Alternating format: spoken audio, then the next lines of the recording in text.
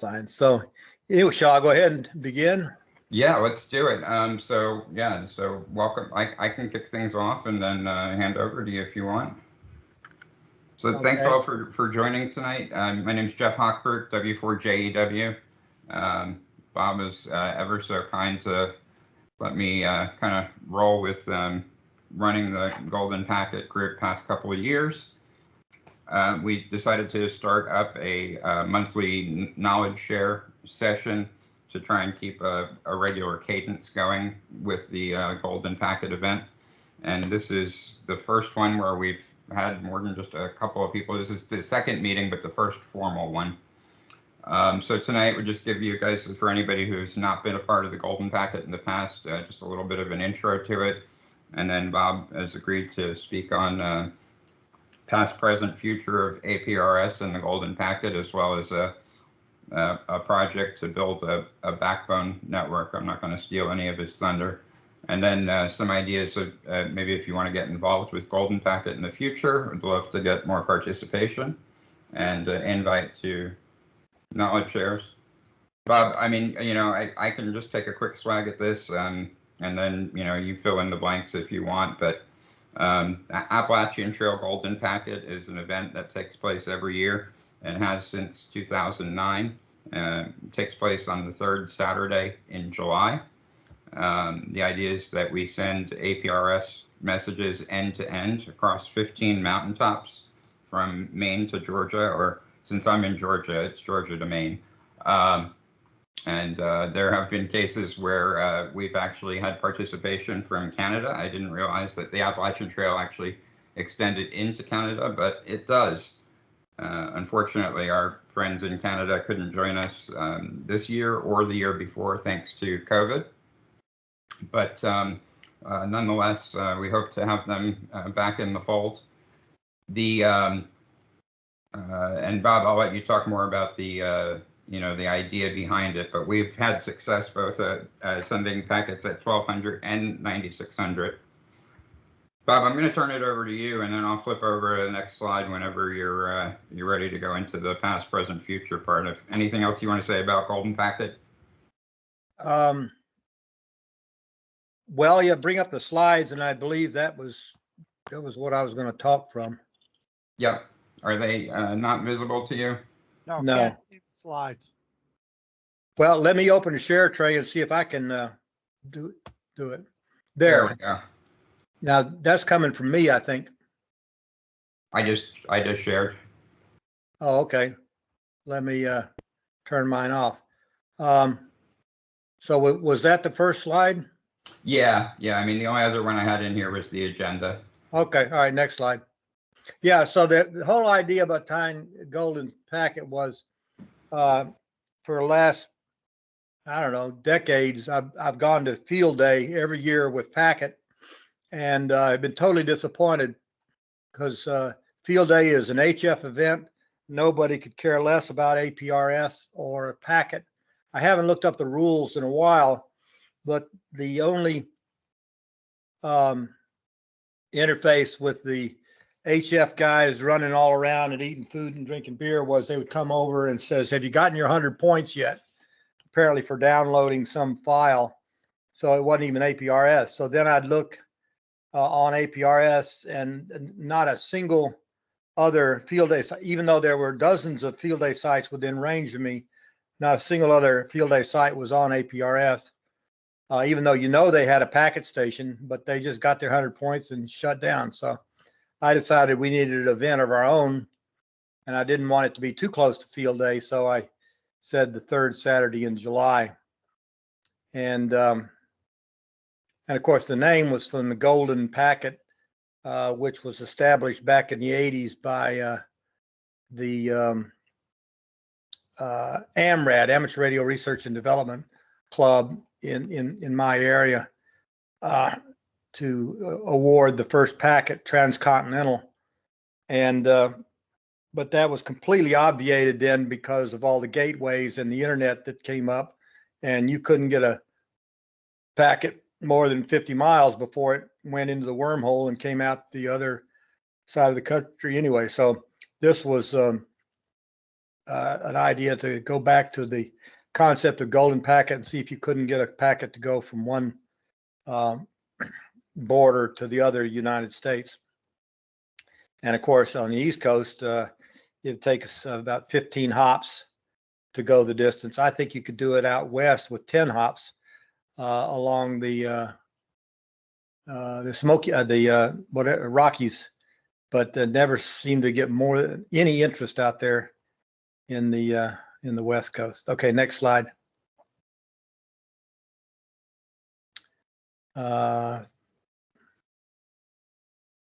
So that's, and it's not necessarily just to go the whole distance, but it's just to get people out and to use APRS in the field and demonstrate, just like we do for field day, that you can operate without the internet. And so it is a little frustrating. Well, no, I can't say that. I don't know how APRS is used in the field. With my demise recently, I can't even really get out of the house, and so I don't show up at any of the local emergency demonstration events at the EOC and so forth. Although I know that we have an avid packet person who's well versed on APRS, and they have go kits with D700s in briefcases, but I don't really know how they use it. And so the thing that I do with APRS these days is simply use my Kidwood radio. And so I want to be able to experience as much of APRS as I can on the front panel of that radio, because I just don't have the patience anymore with a laptop and having to have a dongle and a serial port adapter and go into the back of the radio, and then I've got packet, but I don't even think I've got an APRS client on my laptop. That's my fault, but all the clients now require internet. And so when they say, oh, well, but you can download all the maps before you go out there. Well, that's just the kind of stuff I just can't stand doing, is having to preload and download, and you're always one version away from having something that works. So so that's why I focus on having a radio that just presents it there on the front panel. Although we don't know where Kenwood's going, as well as any of the other manufacturers. Next slide. So, I mean, Bob, a little bit, I mean, as far as APRS is concerned from here, I mean, what do you think, I mean, is there opportunity to continue expanding on the standard? I know, what are we operating on, the 1.1 spec today? Yeah, if anybody wants anything added, just let me know and we'll figure out what it is. Is there anything proposed at this time, or not really? Not that I know of. I mean, we've got maps and object display and messaging. Every now and then you get some guy comes on and says, well, we need to expand it, and we ask him what for, and he says, well, it's it hasn't changed. Well, tell me what you want to do. Yeah, we're pretty well locked into the protocol, but we can always add things to it. I just want to make sure that it's backwards compatible where possible. Sure. Yeah, absolutely. So the AT Golden Packet, again, it's just an annual exercise to go out there and demonstrate your radio. I'm sorry that I forget, some of you I know drive hundreds of miles to get to a fill-in spot, and that really is not the goal. The goal was to find locals in the area to man up the spots, but it's amazing how we don't seem to be able to round up, but other than the dedicated few.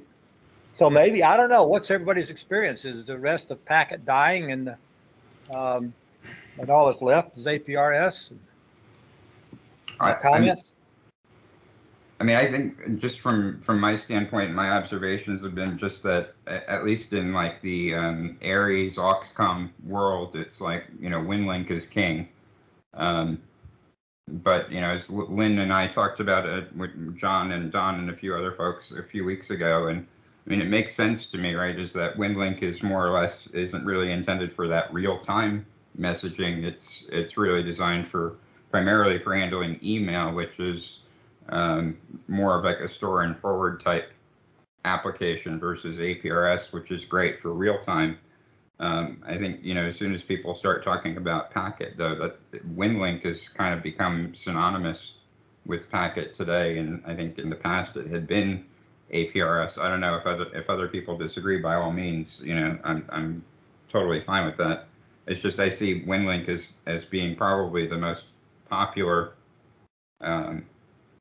packet option today, and I don't know why that is. I mean, well, I thought I developed a protocol to where you can at least send a message into WinLink from APRS, right?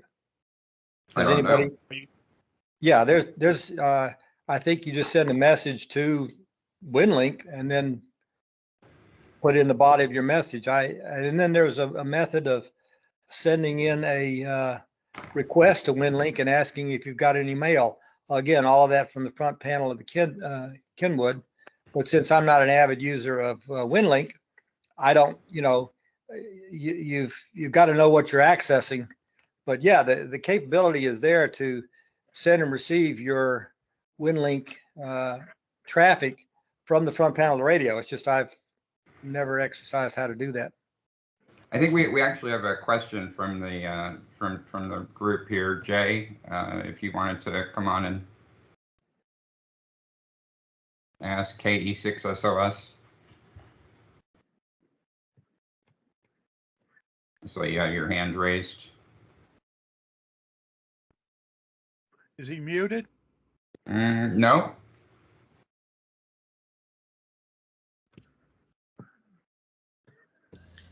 Maybe All if right. he Well, just maybe types that his was just a question in the mistake. chat. I can lower his hand if he's got a question and come back on again. Yeah, and if he's having audio difficulties, just type your question in the chat and we'll get it over. Cool. Yeah, that's a great point too. So, I mean, I guess as far as, sorry. Oh, there you are. I finally got my audio thing figured out. Microsoft and me don't get along at all. Anyway, yeah, I was wanting to comment on Bob Bruninga's comment about is APRS kind of stalled, and I think in a way yes, in a way no. I've got more people interested in it here on the coast. The one caveat and the showstopper is it's convoluted trying to help a newbie figure it out. And so I end up inevitably getting hammered with lots and lots of setup questions. I don't own Kenwoods. The user interfaces are absolutely abysmal. I'm hoping that's going to change with the addition of adding a Bluetooth chip to radios to utilize smartphones as an interface and then using third-party software. But yeah, we've got lots of interest, especially here in the earthquake country, because this is one of our only few avenues out aside from HF. And so I've been really determined to keep our network up and running during all of our crises here on the coast. So that was my understanding here on the West Coast. And I'm going to mute myself. Thanks, Jay.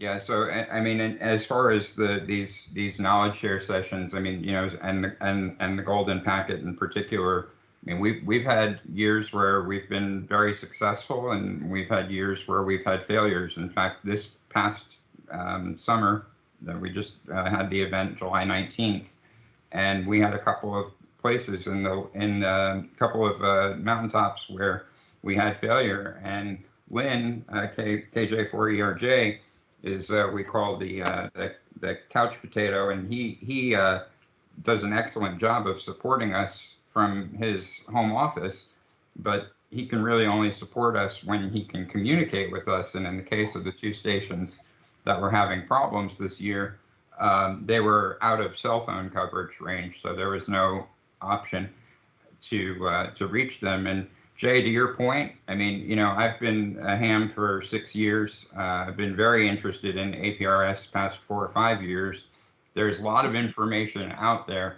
I would say that it's not in a very easy to consume or friendly, more use case driven. This is how you do this. This is how you do that. It's just, voluminous information. And specific to the Golden Packet, I think the reason why we have successes and failures is because there are some folks that are in the group that are very well versed in APRS. They have a lot of experience operating in the field. And when they're having trouble, they know how to solve the problems on their own, versus others who are relatively new. They may have field experience, but they don't have APRS experience, or the other way around. And so, and unfortunately, sometimes because this is a once-a-year event, some people don't test at all before going out. Some people test, maybe a day in advance, and we want to change that so that people can really hit the ground running for the event that this coming summer, so that we have a much greater chance of success. I mean, I know that in my case, last year, I failed miserably. This year, I took 2 radios, I brought them in my bedroom the night before the event, and I set one up as if it was one of the adjacent stations. And then I had mine set up, my D710 set up the way it would be at the mountaintop that I operate from. And I was able to pass packets back and forth. And when you know it, I set up my radio the day of the event, and within 30 seconds of turning it on, I was already receiving packets. So it just goes to show that doing the due diligence and testing and making sure that everything is set up right in advance, and making sure you've got all the right information and you've got some experience with it, and education is huge. Well, yeah, I guess I just assumed that, of course, I've been with Packet since '78, however many years that is. But, there's really only one setting, and that is setting up the HOP 7-7 to transmit, and the turning on and setting up HOP as the UI. What is it? The UI flood. UI flood, which I didn't understand what that does either. May not necessarily need to understand, but I think it's, and there may be people who just, they implicitly, they just know it. I don't. Personally. Yeah, were there any, there shouldn't have been any failures due to RF path, because, I went to great length finding all those sites and making sure they could see each other. Yeah. Unless somebody shows up and, decides they're going to, I'm going to move 100 yards this way, or I'm going to go to the other side of the mountain. And we have newbies that always think they want to try something new. And, I know a mountain that's, 5 miles away, and it's at 3,000 feet. But no, great amount of research went into making sure every site could see each other. So were there any failures due to people in the wrong spot or not understanding where they were supposed to be? I think we had a couple of cases where there were some issues this year that I know of personally. One was Clingman's Dome, where I think, who is it? Not Glenn. I'm drawing a blank on his name. But anyway, he had a D710 with him this year. He has 3 of them, but he happened to bring one with him that Lynn and I deduced that Lynn suggested he had a problem with the receive side on his radio, and we were able to confirm that was indeed the case. But then Glenn at Roan, he was using a different antenna, and he was not physically where he had been the years prior. And so, and I don't know that we were ever successful getting any packets from Roan. Yeah, so, Roan is a very broad mountaintop, but the broadness of the parking lot and that whole park up there is, a quarter mile or more long, and you just can't park anywhere there. You park at one end and you're only going to go one way. You park at the other end and you're only going to go the other way. But if you go to my webpage, you're supposed to go about 25 feet up a trail and sit on top of a water tank that's 6 feet high, and then you can see in all directions. And unless somebody does that, it's going to be a failure. And it says, I had no idea the water tank part of it. Yeah. So I think, just knowing that type of information even exists, I didn't think to even look there, Bob. Yeah. Every single site has a complete web page with all the details for that site. And if it needs updating, let me know, because I haven't updated it, I guess, since 2009 when I did all that research. Interesting. Yeah, it's a huge concrete water tank that I think is the top is maybe 5 feet off the ground, and then it's just, a huge flat deck, but it's about 50 feet from the parking lot. So you got to walk up this little trail to it. So you do have to be battery powered. Now, I'm not saying it won't work from the parking lot, but I certainly know that the one place you can see in all directions is go up there and sit on top of that concrete water tank. And there's a little ladder there. But there's a picture. There's even a picture of the ladder. And I remember looking at it just to make sure that there was that it was climbable even without the ladder. Now, you see, are you on Roan? Yeah. Now there should be a link somewhere down there with a picture of the water tank. I do not see the water tank. There's a verbiage right in the middle there somewhere that says concrete water tank. Keep coming up. Keep coming up. Ah, there you go. Concrete tank top. Okay. Yeah, let's see what that looks like. See photos. Okay, so their tank is about 6 feet high, completely flat on top. Tank view south. Yeah, so there's the little ladder. Aha, okay. Well, I guess you can't guarantee the ladder is going to be there, but that's right. Yeah. I think if you go left or right, go back to the other view. There is the ground does rise up a little bit to where you can scramble up on top of it, even if the ladder. Yeah, so in that view, if you go to the right, I think the ground rises a little bit. So I'm pretty sure there's a way up to sit on top of it. But again, that's not to say that if you were down in the parking lot and raised a small mast. Yeah, so you see about how far away the water tank is from the parking lot. Yep. Okay. Yeah, and I believe he was just operating from this area right here. Yeah. So, but I'm not really sure. I think I didn't even know that each of the sites had their own pages. I'm gonna need to spend more time digging. Oh yeah, there's with pictures. I visited every single one of them, took pictures, and made an individual site for a thing for every site. Yeah. If you're not operating from that knowledge base, I can see how you really feel like, what is this all about? Yeah.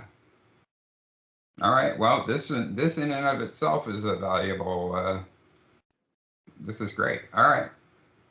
And again, if anybody reviews those pages and there needs to be something updated from their local experience, please let me know and I'll update the page. Sure.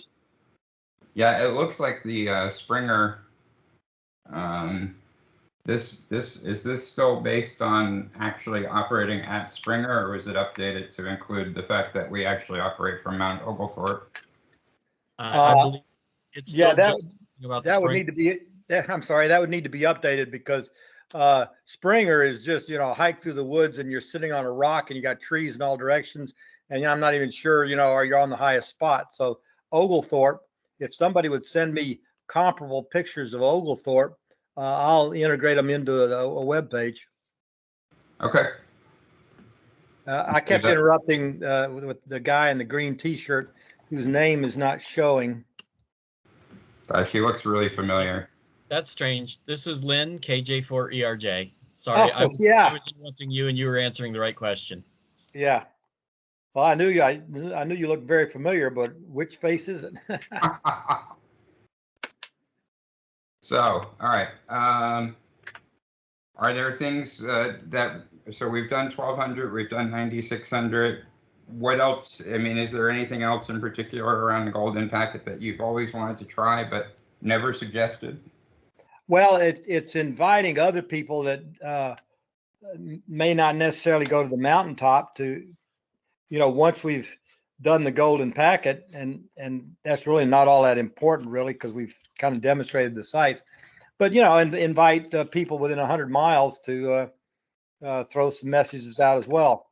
I think it was two or 3 years ago, I came up with the idea of initially we were all transmitting at a once every 10-minute rate. Well, that takes forever. And remember, you're only trying to get the ends, because if the ends work, then everything in between works. So I came up with the idea of initially starting the end station should beacon once a minute. And then the next round of guys should be every 2 minutes. And then the third station's in from the ends every 5 minutes. And then the guys in the middle every 10 minutes. And that just improves the probability of seeing the end connectivity very quickly instead of having to wait 10 minutes for each change. And of course, I would just manually transmit until, I saw myself digipeated. So the timing wasn't that important. But anyhow, once you've seen the end packets, ho hum, and that's when I would like to see other hams all along the 2,000 miles be able to join in. So one thing that I know too, Bob, you've had interest in potentially expanding beyond the Appalachian Trail. Using Hop 77, Hop 77 limits us to 15 stations. So if we wanted to expand beyond that, Lynn mentioned that I guess we could add a third Hop 77 to the path, which I didn't realize was possible, but I guess we can adapt it to expand this beyond just the Appalachian Trail. Well, you don't need to do that because at any place along the trail, it's still going to go out 7 hops in all directions. So if you want to link over to Tennessee, the packets will get there, unless you're saying we want to go to more than 15 all in a straight line. Yes. And that was going into Canada. So we would have to add another Hop 7-7. The only there's no real disadvantage to that, except that it makes every packet 7 bytes longer. And the probability of packet or the reliability of packet is the longer it is, the higher probability of an error. But I guess 7 more bytes on a 40 byte packet is not that big a deal. Right. And the real key is, with a little bit of planning, the stations in the middle still only need the 2 Hop 77s. Because exactly. They're good out both ends. It's only the ones at the far ends that might need that third Hop 77 to get out the whole way to the other end. That's a very good point. Yeah, we can include that in the planning. Now, I've looked at the only mountain ranges off to the side that I know of is going over into Alabama, over into Huntsville, going via Lookout Mountain to Huntsville, and then the mountains just stop. So I think John Tarbox WA1KLI has a question for us. Yeah, two things, Bob. Like, we can send a message right now, my 710, but I have to use the touchtone pad like an old telephone, where to get a C I have to press the button 3 times. And I would love to see a way to be able to use APRS, sort of with the ease of using Twitter, where I can type a C when I want to see, and not have to do state-of-the-art year 2000 messaging like on an old phone. And then the other thing is, I feel like I'm not a newbie at this. I've been doing it for many years, but I agree with some of the other people here. There's a lot of information which I don't fully understand. For instance, it should be possible for me to take my 710 and log all my traffic using the interface on the back of the 710. But I've never done it. I don't know how to do it. I really feel we could, we could do so much more with Packet if we could move beyond simply using the 710. If I could have a nice computer interface to type messages, to log my packets. The other thing is the routing. This Hop 77, couldn't I set my radio up so that I only, when I get something from Todd and I send it down the chain and send it to Lynn on a separate channel so he could be kept in the loop. I just feel like we could do so much more. I don't know. Your thoughts, Bob? Yeah, that last question, you want to be able to change the path on the fly, so you're only responding to one. You want to set up the path through specifically to one digipeater on the fly, just so that the message doesn't go beyond there. Well, I mean, we're using HOP 77, but for instance, for the packet on the space station, they set up special HOP settings, right? Yeah, but you've got to go, in order to go out 7 hops, you got to have HOP 7. Right. What I'm saying is, could the protocol be enhanced, sort of like on the internet, we use dynamic routing. In other words, we could look it up against the table, know it's one of our stations, and therefore I want to pass it down the line. Yeah, I'm just trying to say, can we improve things in the future? Like, could I get a messaging interface where I could just type the message and send it down the line? Oh yeah, just bring up an APRS client. Lynn has an excellent APRS client, and that gives you the map and the message box and everything else, and you can just plug that into the back of your Kenwood and set the Kenwood into packet mode instead of APRS mode, and you've got the full capability of APRS. I don't know, Jeff, maybe you want to respond here. Is this an education issue? Is this Yes. Yes. Oh, I know what I'd like to see. Yeah, I mean, Bob, you wrote it, you designed it, you know this better than anybody. Well, I would say that Lynn knows it better than everybody, because what I wrote is APRS DOS, and nobody uses that, not even me, because APRS DOS doesn't recognize USB ports, and that's the only thing you can get on your laptop. So I wonder if you could give screen sharing to Lynn, and Lynn, could you please bring up your software and let me see what it looks like? Yeah. I've tried downloading it and running it, and I just kind of get all lost and not sure where to go. So absolutely. Let me see where my client is at the moment. He's lurking down here on my taskbar somewhere. I'll bring this one up. And now, where's my screen share option? Upper right-hand corner next to the leave button. First, I have to take myself out of full screen mode so I can see what I'm doing. Show participant, show conversation. Now on my screen, it's a little square with an arrow in it. I found share tray. Okay, y'all see my APRS client? Yep. Okay, this is the one that runs 24/7 on my laptop. It does not have an RF connection. It's internet side only. That's because I'll show you my iGate when I'm done with this little short demo. This particular client is drawing a planetary full feed from both the APRS IS backbone and FireNet. So every APRS station that's active on the planet is inside this view, which is why there's no tables. It currently knows about 68,963 stations. And now, does that include all those non-APRS weather stations? They are APRS weather stations. They happen to be going into the Citizens Weather Observation Program, CWOP. But yes, that includes them. They're not going over ham frequencies, but they are using the APRS protocol. So I consider them to be APRS stations, even if they're not hams. Is there a way to turn them off so that I don't have to look at them? Oh, yeah. In my case, do you see my menu when I pop it up? Yes. Okay, good. In my case, I've got the APRS feed, a FireNet feed, and the CWOP feed. I can disable any one of those feeds anytime I want to. Oh, and I guess specifically, does anybody know if you could turn off the CWOP when you go to APRS.fi? That's where I'd really like to be able to turn it off with one click. There are lots of filters at APRS.fi, but I personally never use the website except when I have to.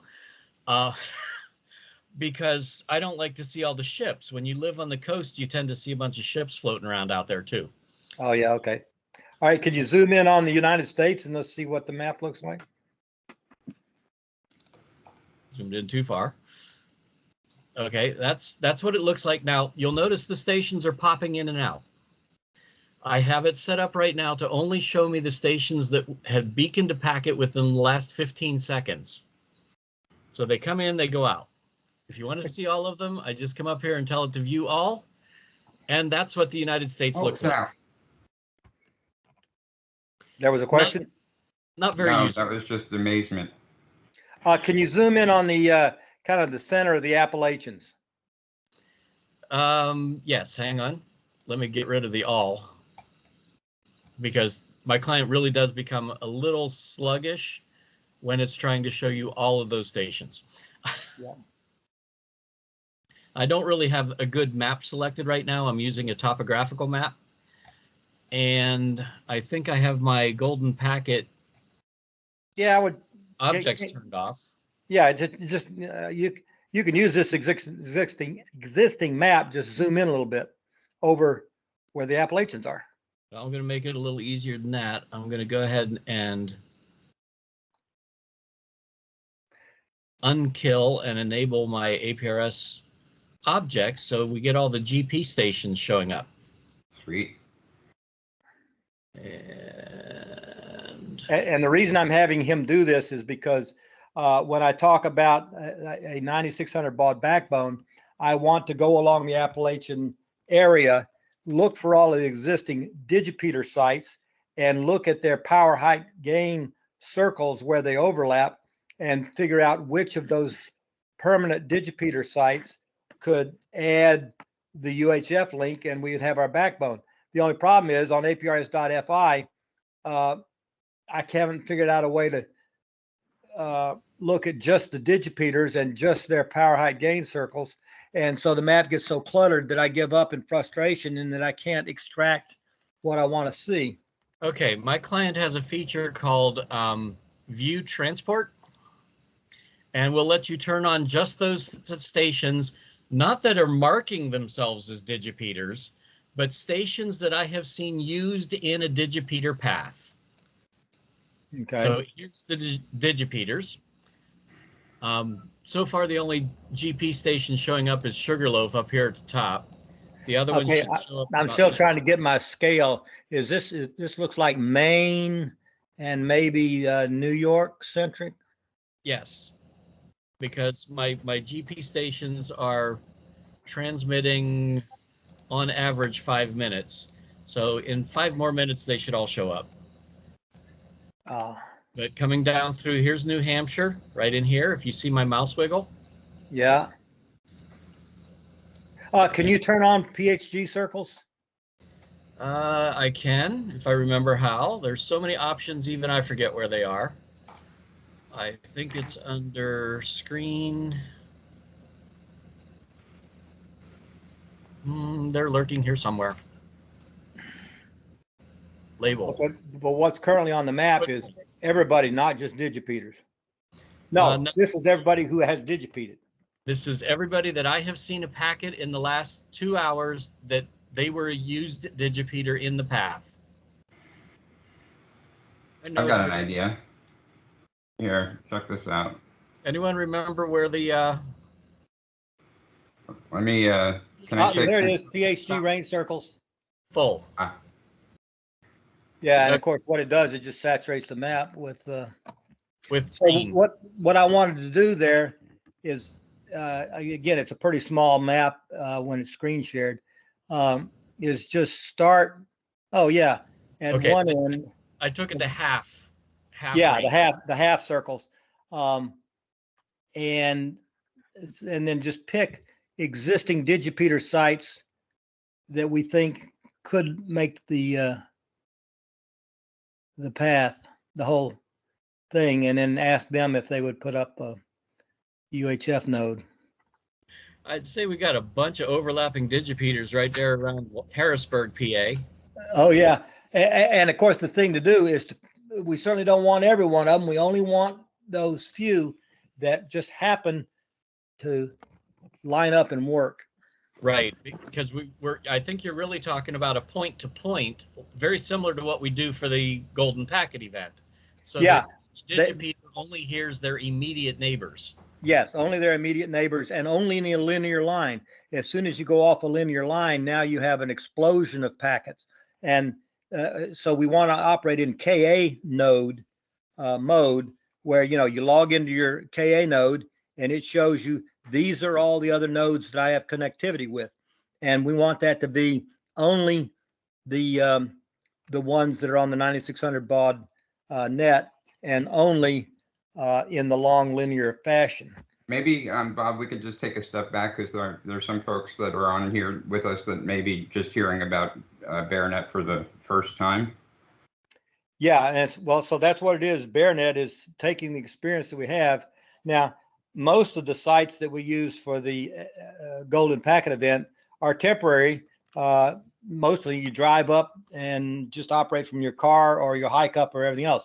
Okay, none of those are going to be permanent sites. And so that's why I wanted to get this view of just the digipeaters and just their PHG circles, so that I can look at this map and go, okay, that digipeater is in central PA, and it should be able to contact this one, and skip 3 or 4 in the middle. It should be able to contact this next one down here, and then that one.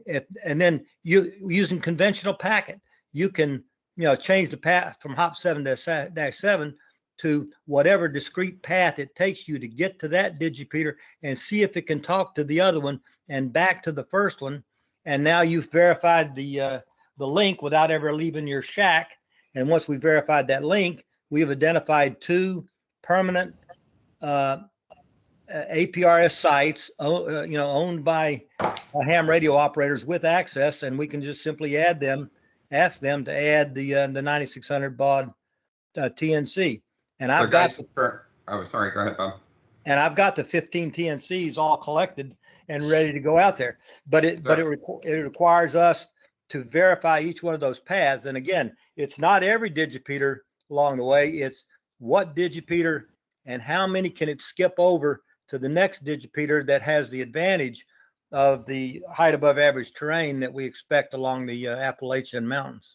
So for those that are joining us and was hearing this for the first time, so Bob had an idea about building a backbone along the length of the Appalachian Trail. The backbone network itself would be 9600, but the idea being that if anybody was hiking through on the Appalachian Trail and had a ham radio with them, if they were in an emergency situation, needed to communicate with somebody off the trail, that there would be APRS communication, APRS messaging available to them wherever they were along the length of the trail.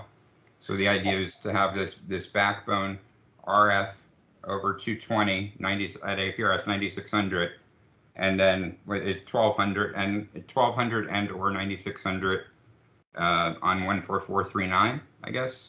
Well, no, that's not it at all. The 9600 baud packet backbone along the Appalachians has nothing to do with the Appalachian Trail or hikers or anybody else. It's trying to get a long haul packet network that's there for emergency use in any states that can access it. The hiker is certainly just going to send out his emergency traffic or whatever on 14439, because that'll hit the eye gates and the worldwide APRS network and everything else. So that's a done deal. The 9600 baud packet backbone has nothing to do with what we do with the ATGP.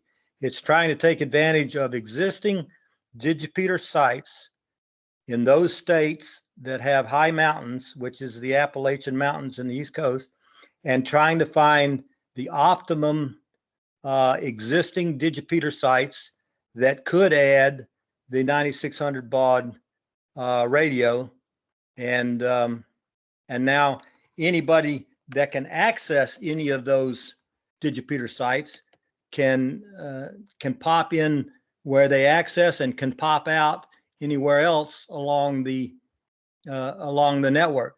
Because remember, a KA node.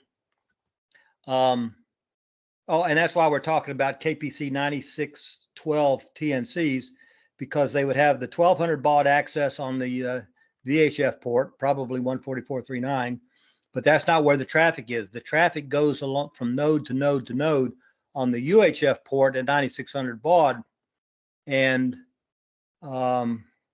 using KA node protocol.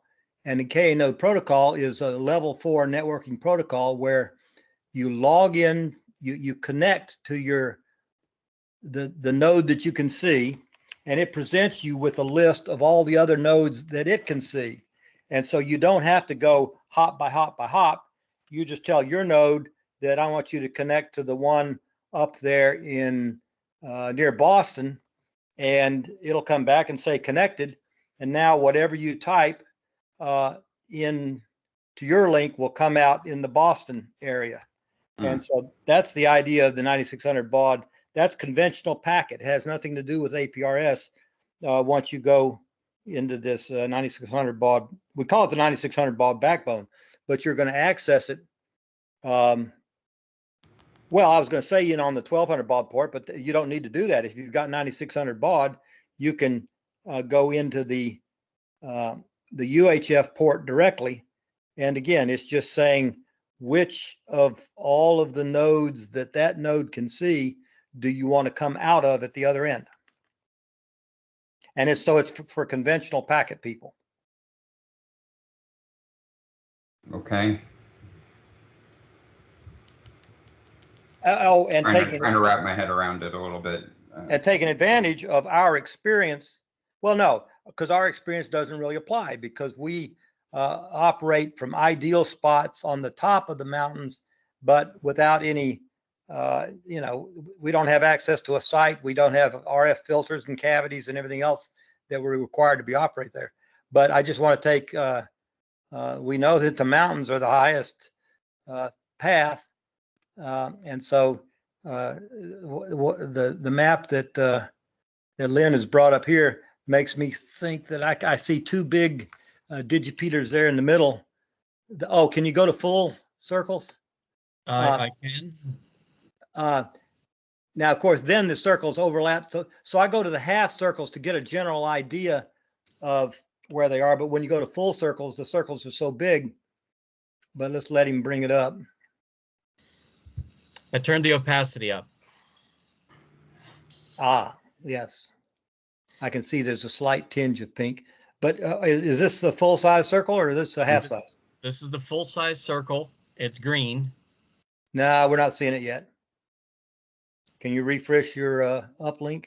You should be. Yeah, I see the green circles. Oh, okay. So you see now can you zoom out one?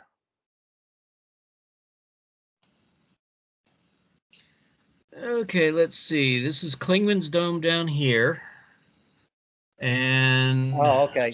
Now that's good. So Mount Washington, and there's Katahdin up here now. So there's Katahdin up here in the corner. I don't see your cursor. Oh, I see it. I see it. There's GP Katahdin up there. And I lost Springer down here at the bottom. He's down here. Well, there's Klingman. Springer's actually off the bottom edge of the map, but down here's Klingman. Okay. So it's going to take a little bit of work with somebody with some good eyeballs, because all of those circles overlap.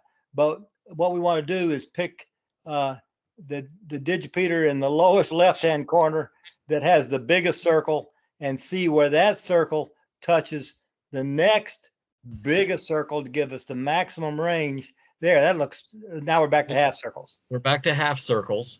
Well, because we really need the full, the full circles. If we just go to where the full circles barely touch, it's probably going to drop out when the conditions aren't perfect. Oh, and the other thing is, yeah, that's true. And so there needs to be something halfway in between. But maybe the half circles is not a bad idea. So you'd go down here and you'd say, well, combers should be able to see. And now these are not just. In fact, you would not want to use GP combers because there's no permanent digipeater there. Right. So it would be this guy here, W4YSB, wherever he actually is. But he's the center of this little red circle here. Yeah. So we just look for these things that are contiguous. with a little bit of a gap in between them because these are half-size circles.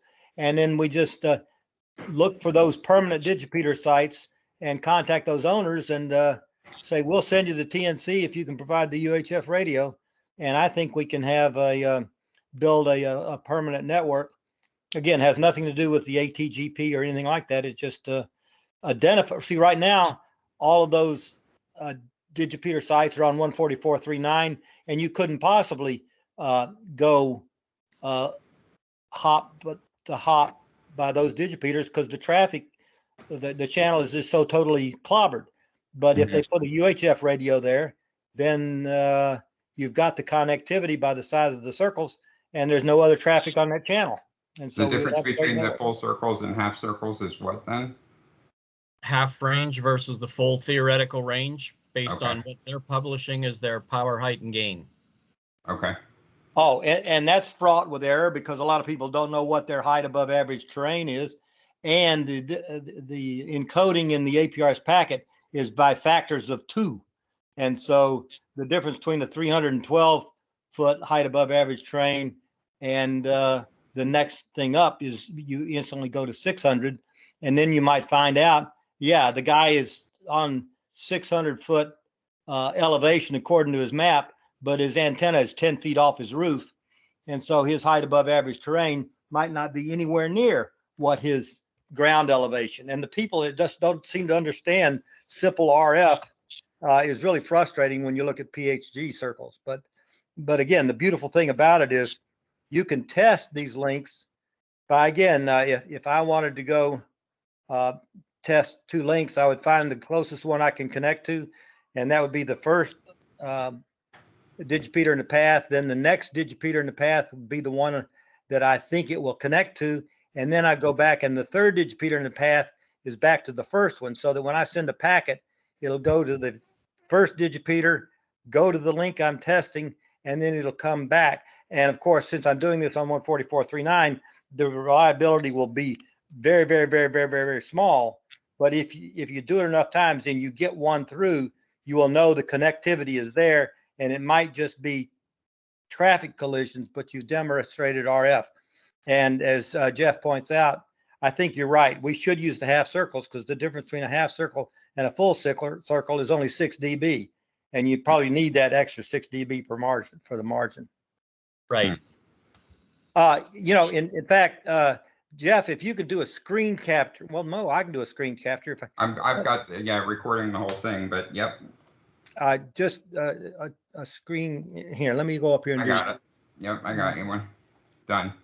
Okay. I'll put a pop-up in there. Because then I can zoom in on that and just try to pick out what I think might be a usable path. You should have a button up near the top that says request control if Lynn wants you to control. Yeah, I don't see it. Okay.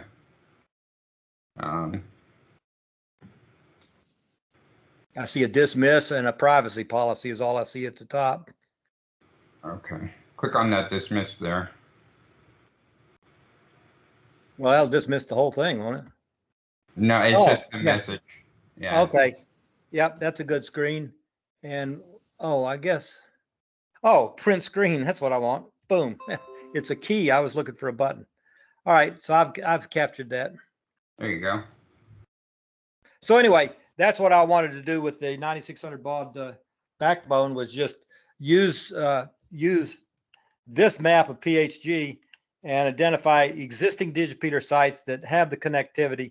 And you can clearly see that it's only along the Appalachians in the East Coast where we have that potential to have a long haul packet. Yeah. Like if you come down here to where I live, down here in Florida, we have practically no digipeater coverage getting out of the state because it's flat. There's no altitude. You can't get height above average terrain without a really expensive tower. Now, why did the on this map, isn't that the top of the map? Isn't that the edge of Virginia? No, I guess that's Tennessee. This is Roan right here, right at the top edge. Yeah. That's GP Roan. Okay. So yeah, once we get south of of Klingman and Springer's right in here somewhere. Right there, Springer. As Bob says, you run out of mountains. Yeah, but then you can have but where that lower left string ends, somebody with a a good sized beam, remember, can link into one of those lowest stations, and but even a good sized beam's not going to get you very far when you're talking flat Earth above sea level. Yeah, you're absolutely right. But anyway, I just wanted to take advantage of the mountains since they're there. Yep, and that's what's made it work. And if we're done with this, I'm going to quit sharing this. If I can figure out how. Here, Lynn? Yeah, go ahead. Oh, hold on. Zoom back into that one you just did. Which one I just did? You just zoomed in by a factor of 2, right in the center of the Appalachians. That's where I'm looking at right now, with GP Cummers right here. A little bit up to your right. You want to get in the center of the mass. No, too far to the right. Yeah, okay. And now you zoomed in the map. No, not that far. And move your center just 2 inches down to the southwest. Yeah, I want to get that. What's that lowest one on there? This is AO Mountain. It's down here. Yeah, okay. Well, see, you're still not in the center of mass. Move your cursor down. Yeah, no. All right, try that. I'm trying to figure out what you're trying to get. If you drag south and west, just to move it up a little I'm bit trying more. to get the centroid of all that red in the center of the map. It looks like it's going off the lower left. There we go. Like that? Yep, but there's still white space at the top, which is of no value to us, and there's still red stuff at the bottom. White space at the top is actually critical because that's Sam's Point right there, and we have to make a bridge through that if we're going to make this. But if that's what you're after, then there's where we got it. And this is let's see, Klingman's Dome is down here in the lower left. And okay, all right, that's the map so let me get a screen capture. Okay, I've got it. That's what I wanted. That looks to me like the biggest scale I can use and still see everything from one end to the other. And where are you saying? The South won the war, so we don't really care about the North. I'm just kidding. And so where are you saying up in the upper right hand corner? What are we missing? Is that New York City? Hang on, I'm sending you a high resolution screenshot also. Oh yeah, you're right. So we were cutting off all that stuff up there. Yeah, this is Bovina here, right here is Bovina. Mm-hmm. And Mount St. Joe and Katahdin's way up here in the upper right corner. So when we get up into... somebody send me a screen of that. I can do that.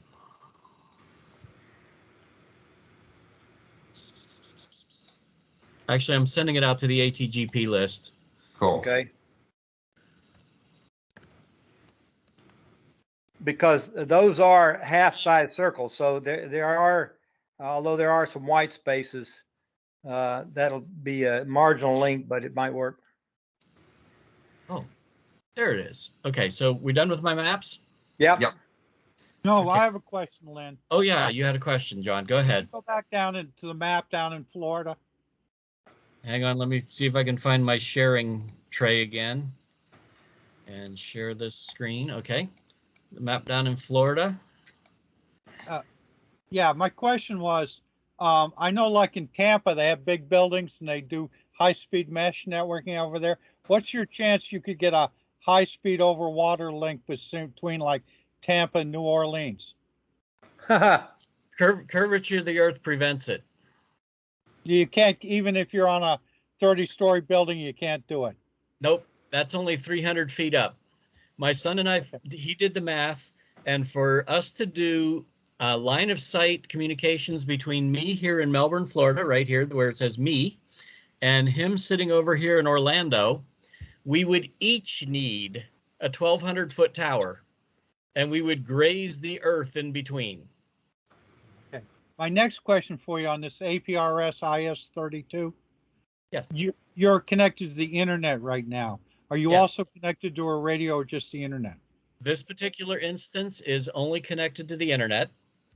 The reason for that is, if I can stop presenting, I'll go to a video. You see my video? This, if it'll focus on it, is actually my eye gate. If I can get it to focus. There, it's kind of, the reflection, I think, is what's killing it. Yeah. No, I need to turn off my blurring of the background. Show background effects, none, apply, because it thinks the eye gate is not my. Now I've minimized it. Now I don't know where my video went. It's working. It's working now. It's working. I just can't see me anymore. So that's actually my eye gate. It's a Samsung S5 running my Android client with a Bluetooth link over to a TNC sitting on the windowsill. Cool. And that way I can pick up my laptop, walk out of this office, and not have to worry about my eye gate going down. Okay. So, and incidentally, the icons that are showing up on that screen right now, that is the RF coverage of my eye gate, which is only about 20 feet up the tower on the back of my house, but it can hear two very good coverage digis to the southwest and northwest of my house. The question I want to ask, Lynn, is if I'm on the top of the mountain with no internet and I hook my 710 to a laptop with APRS IS-32, okay, then I can, if I download the maps in advance, I'm going to see what my radio's hearing? Well, the slide we were on, Jeff, the top bullet on the slide we were on was what have we succeeded, or how did it work, or some such statement like that. Why have we been successful? And this directly answers your question. I totally believe we have been successful because it's a D710, fully self-contained, with no moving parts once you get the menu set up. Yes, we can absolutely hook into that 710 with APRS IS-32, but when we do that, you have to take the D710 out of APRS mode, as Bob mentioned earlier, and put it into packet mode. And from packet mode, APRS IS-32 will put it into KISS mode, and APRS IS-32 at that point becomes the digipeating logic. So you have to configure APRS IS-32 to handle the HOP77 digipeating. There's a lot of moving parts there between the serial cable and COM ports deciding to change their mind. You got to keep the laptop powered up instead of just needing to have a radio that works. And Ken would also prevent you from transmitting GPS data from within the head unit of the 710 while you're in packet mode. I think it's the other way around. Actually, in packet mode, you can persuade it to give me the NMEA sentences, but for ATG, you don't need the GPS. Okay. Oh, but the answer to your question there, John, is whenever I want to do that, you take the Kenwood up there and you set it up for the digipeating, and you're done. And then you take a laptop and an HT, and you run the client on that and everything else. So you're not screwing up the Kenwood and everything else, and you're not relying on the laptop to be configured. Wait a second, Lynn. Yes. I had posted a question in the Discord group because I saw the documentation said you can leave the 710 running as a digipeater, and it will output its copy of the packets it receives, so that you don't have to take it out of its digipeater mode. Is that not true? That is true, but you also wanted a more convenient way to send messages, and you can't transmit when you're in the APRS mode officially with documented Kenwood interfaces. But okay, yes, you can monitor while you're in APRS mode, but if you want to use the APRS IS-32 to send your messages, you got to go to packet KISS mode. Okay, but if I leave the 710 just as we have it configured today and take the copy of the messages out of it, can I feed those to APRS IS-32 and have it draw that map for me? Yes. So That's I could do that without screwing up my 710 in any way. As long as you manage to plug the cables into the right place and not mess up any of your menu settings, yes, you can do that without jeopardizing your ATGP station. Guys, And have you tried that? yeah, can I just real quick, because I know we're starting to lose people because we're going past 8 o'clock. So I just wanted to real quick, and we can come back to this, but just real quick, just to kind of close things off. So for those that want to hang out, by all means, continue to do so. Just wanted to do a quick shameless plug for the Golden Packet. We'd love to have you guys, anyone who's interested, join us on groups.io. If you look up ATGP, as mentioned in the beginning, we'd like to potentially expand the scope of it beyond just the trail, Appalachian Trail. We're doing kind of a skunk works project to see what type of other non-Kenwood radios we could potentially use, or non-Kenwood based solutions, either as the basis for ATGP or an extension of. And by all means, we'll have these knowledge share sessions. They're the second Tuesday of the month from 7 p.m. to 8 p.m. You get information straight from the source if you join us on groups.io, and we'll publish it on the calendar and send out notifications. Again, I just wanted to cover that real quick, and we can return back to this conversation. But anyone who wants to hang out, by all means. Thanks, guys. Go ahead. I would like to thank Bob for his time with us this evening. Absolutely. It's great seeing you. A little round of applause there. Thank you. Bob. Yes, thank you, Bob. Appreciate Yeah, it. so I'm looking forward to looking at those maps that you captured and just see if I can't find a path through those digipeaters and see what it looks like. This would be cool. I apologize. I was speaking based on what my understanding of the packet backbone was, and obviously it was wrong, and I'm fine being corrected on it because I have no other way of figuring out what it is other than learning from you guys. So I appreciate that.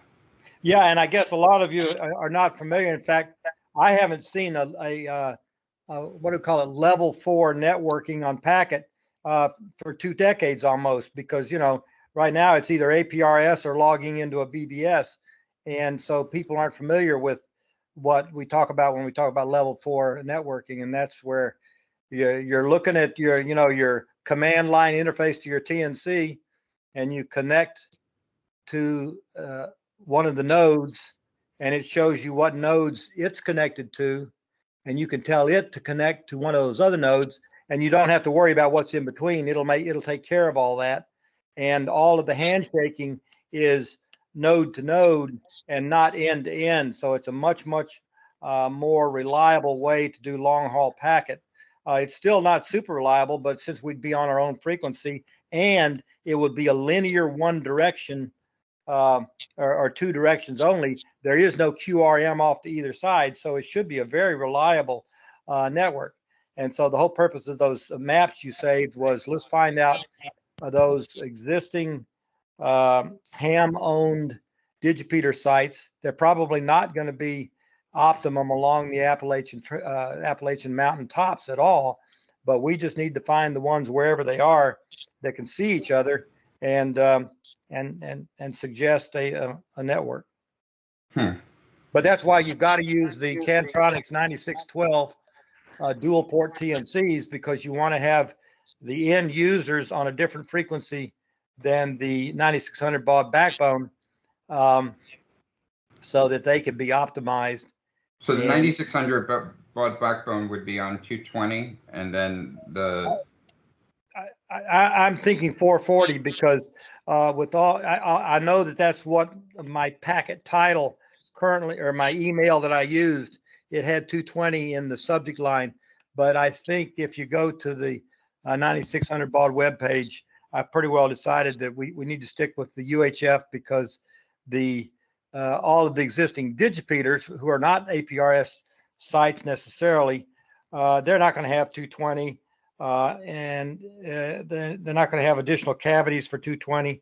And so the only way to add to an existing site is probably to use UHF 9600 baud. Yeah, the only concern I had there is, when you start getting the UHF, it's like almost entirely line of sight at that point, right? You start losing, especially in some of the more rough terrain, you lose propagation between sites. Yeah, but again, my assessment was that I didn't think that many sites had, exist. See, we're asking people who are not part of us to go out and buy a radio if it's 220. And I just wanted to get it on the air quickly using, and they probably don't have a 220 antenna and so forth. So fair enough. Yeah.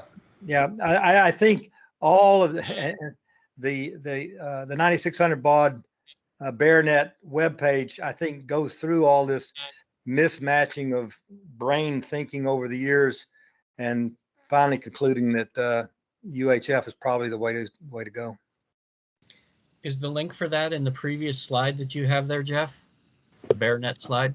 Yes. So I have, let's see here. EC, East Coast 9600 net.html. Yeah, so. And Bob, one more question. Yep. We're talking about this particular test coming up on the Appalachian Trail and doing a backbone. If you are actually going up and you got the altitude, I'm sorry, I'm almost saying it myself, the elevation, then UHF should work absolutely fantastic. There shouldn't be a problem with that. But yeah, 2 meter and 220 would certainly propagate better in terrain. But if you got hilltop nodes, UHF is supreme. You just raised a good point, and that is the PHG circles that we captured are based on 2 meters. And so I guess it was John or who made the point that, you were gonna lose something on UHF because, because those PHG circles are based on 2 meters. And so that's another reason to use the half size circles, because we're going to give up something. And again, the 9600 baud backbone KA nodes is not the ideal sites that you just mentioned that we do for the exercise. They are trying to find existing digipeaters that are permanent. And they're not going to be along the top of the Appalachian Trail. Copy that. And in fact, some of them might not even be anywhere near the Appalachians, because sometimes it's better to go from a mountain, a digipeater that's on the side, but pretty near the top, across a valley to another digipeater, back to another one that's up pretty high, because the two that are up pretty high can't see each other because they're on the same mountain range, and they do not have good height above average terrain between themselves, although they do have huge height above average terrain across the valley. And I've seen several places down in Tennessee where there is a parallel mountain range where you get a lot further distance by going across the valley to a different mountain range and then back than you do trying to go along the mountains. So that's why I can't wait to look at this generic map of digipeater sites that we have captured here tonight. And with that, I'm pretty well talked out, unless anybody else has any questions about the 9600 baud backbone. Well, I do have a question for you, Bob. This is John. Yep. First off, I just want to give you a tremendous thank you for everything you've done for the Golden Packet and APRS and everything. So I wanted to just say that. My question for you is, we had talked a little bit about desensing RF interference. You said you had taken cavity filters up there. And I was wondering, I know you did a lot of terrain analysis and theoretical about what we should be doing. I'm curious as to the actual performance we're getting. In other words, when I go to Mount Washington, there's TV stations up there, different things like that. How important are filters? Hauling up 2 meter cavity filters to some of these places may be excessive. Is there a way we can tell whether we're achieving the performance on the mountains we should be, and how we should be enhancing our stations? Yeah, well, my experience is if I don't have the filter, I can't hear either one of the guys to my right or left, and I can't even tell that I can't hear them because, again, desense just completely cuts the squelch and blocks the front end of the thing. We finally were able to verify that the guy was on the, we have perfect APRS connectivity on 144.34 because that's a clear channel. There is some descents. Well, I'm sure there's a lot of it, but you're losing a packet here or there. But when you try to talk on voice and you're blocked and you don't hear the guy. So anyhow, we finally established that if he used a beam in my direction, then his signal was strong enough to overcome all of my local QRM and we could talk. But that's using a beam where we should be able to use an HT with a rubber duck. And it's all because of front end overload. So anyhow, when I take the DCI filter, which unfortunately is a $300 or $500 filter up there, I just all that good just goes away. And then the HT would, we go down to low power and we can still communicate. The problem is those filters are about $500, I think. Now they're smaller than a shoebox. They're close to the size of a cigar box.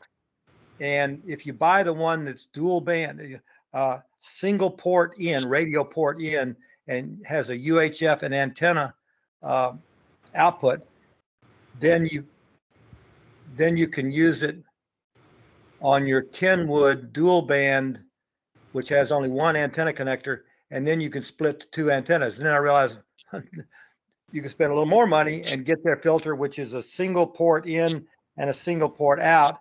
And internally, it has both the UHF and the VHF cavities so that you can use your Kenwood radio and you can use a dual band antenna and you can just use the box in the middle and you don't have to worry about that it's splitting out the UHF and VHF internally. But again, I think that's about a $500 filter. So there, I had this picture in my mind of cavity filters for 2 meters being like 3 feet high and a big cylinder, And so what you have, you said, is a side of cigar box. So that's obviously much smaller. Are there any cheaper filters, like $100 filters that are better than nothing? There are some of the ones that are wine you own. Let me bring up the, it says forbidden. It won't let me go to DCI. Yeah, I guess since I'm still using a government account, it won't let me go to DCI.com. Is that what they are? Let's see. Actually, it looks like it's DCI.ca, but it also tells me you don't have permission to access this research. That's DCI Digital Communications. Yeah. But apparently their website's down. There's a DCI. Oh, their SSL certificate expired. Forbidden. Yeah, their site's down. Is it this one? I'm going to put into the chat here. DCI Online. All products and filters. No, that's mufflers and oil filters. Wrong kind of filter. www.dci.ca. Yeah, that's it, but they're down. Yep. Anyway, I can check that out, Bob. Thank you very much. Yeah, they're a great accessory even for your home shack. And now that I mention it, remember I'm on a tower which is a public park and has no other emitters anywhere within a mile, and still those other emitters a mile away are enough to cause me front end problems. Yeah. And now I don't know. I'm over here on my web pages and I don't know how to get back to what we were on Zoom. No, it should be down here on the Teams, bottom. Yeah, Microsoft Teams. Yeah. Explore view. Should be on my tray at the bottom somewhere, shouldn't it? It might be lurking in the background. Or is it in my? Oh, well, let me just shut down my. Just minimize things. There we go. Okay, I'm back. Alt tab. Okay. Yeah. Well, or am I? No. What should I have done? Well, just minimize what you don't want to be looking at, and hopefully Yeah. it's lurking back there. Is it on the, am I viewing it on? Yeah, I'm viewing it on my browser. So one of these 50 things across the top Huh. is It doesn't look like it's any one of those 5. If yours is the one sharing. I found it, and somebody found the DCI filters. Yeah. Okay, look at the one that's kind of near the center, but has 2 ports on it. You know, an antenna port and a Kenwood and a radio port. That could be a single band, or it could be, no, that's not it. Go back. Let's see here. It's the one that's double high. A This little one bit. here? That one. See if that's not the dual band. Oh, this is their site. It's pointing to their Yeah. site, which is down. Okay. So Anyhow, looks like that's what it looks like if you buy the one that's it's got both UHF and VHF in the same box. And So this so is you one of just, the helical filter bandpass filters that I was looking at. Obviously, it's a build your own, but Yep. I've read good things about these. yeah, those will work great if you want to build it. Yeah, something like that. Now that one I would be worried about. You see how those coils are just kind of sticking out there, hanging in the air? I'd Yeah. be worried about vibration and handling on the way to the mountain. This one looks a little bit better. Yeah, Because, you know, if you don't have it tuned up perfectly, it's going to be worse. right.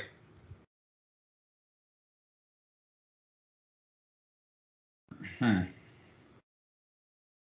Oh wow, this That looks looks pretty like good for 163, but again, it's only the single band. Yeah, it would be great for just a 14439 or 14434. It'd be great for the event. Yes, except you can't use your Oh, it's radio then to talk to your 163. neighbor. 163 euros. I think the euro is roughly equivalent to the dollar right now.